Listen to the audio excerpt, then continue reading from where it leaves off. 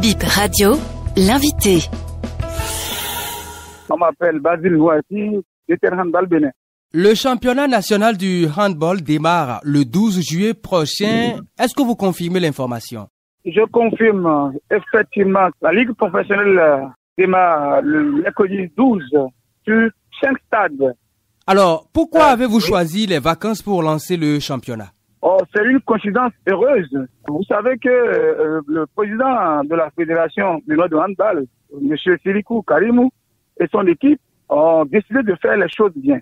Parce que, en fait, il faut que les formalités administratives finissent vite et que le comité exécutif soit sûr que toutes les équipes ont répondu aux exigences administratives avant de lancer le championnat. Donc, c'est une coïncidence heureuse. Et en fait, comme ça tombe aussi au niveau des vacances, cela veut dire que tout le monde sera informé et tout le monde sera à la fête. En fait. Dites-nous combien de clubs ou d'équipes y prennent part? Au niveau des dames, on a 6 équipes et au niveau des hommes, 9 équipes. La spécificité de cette édition est que au niveau des 9 premières équipes, au niveau des hommes, on a opté pour 3 poules. La poule A, qui est constituée de Flowers de Cotonou, Adidja de Cotonou et Aspac de Cotonou.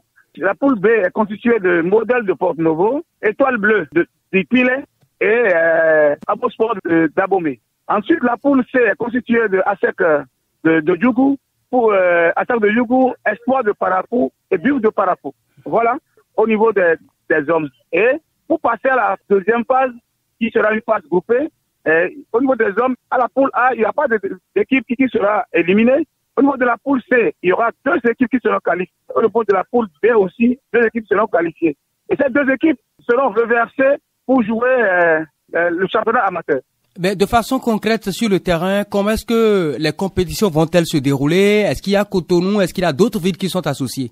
Il y aura le stade, à Cotonou, vous aurez le Rôle des Arts. À Porto-Novo, le stade Charles de Gaulle. À Kobe, le nouveau stade Omnisport de Kobe. À Abomey, c'est le stade de Goro. Et à Parakou, c'est au niveau du CAS. Et à Djougou, c'est le nouveau stade Omnisport de Djougou. Voilà. Et plus à Lokossa, c'est le centre des sports de demain qui est situé derrière la maison du peuple là, de Lokossa. Voilà. Mais en termes de dispositions techniques et sécuritaires, où en sommes-nous à 2 jours de l'événement? Ah oui, par rapport à la sécurité, la fédération a exigé que chaque club qui reçoit prenne les dispositions pour que la sécurité, les sapeurs-pompiers ce soir là, et que la sécurité, la police aussi soit présente aussi. Donc voilà. Et par rapport au volet technique, vous allez constater que la fédération a pris aussi des dispositions pour que pour chaque match qu'il y ait un délégué technique et un délégué fédéral et que tout se passe très bien. Est-ce que les compétitions sont ouvertes au public ou bien les entrées sont payantes?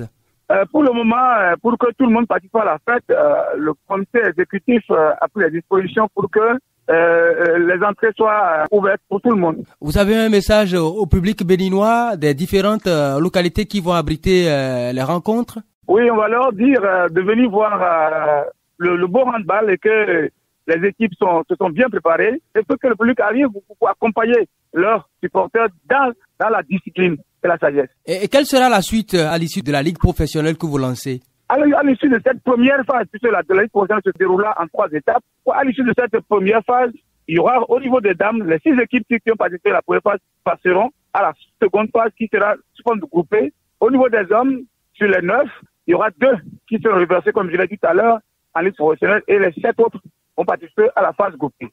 Et à l'issue de cette phase groupée, il y aura au niveau des dames une équipe qui va tomber et au niveau des hommes, 2 équipes vont tomber. Et pour la dernière phase qu'on appelle la phase du play-off, il y aura pour passer 5 équipes et ils vont jouer un championnat linéaire avec un aller-retour simple. Et les équipes classées première et deuxième vont jouer la finale. Et les équipes classées 3e et 4e vont jouer pour la 3e place. En homme et en dame. Déterne, je vous remercie. C'est moi.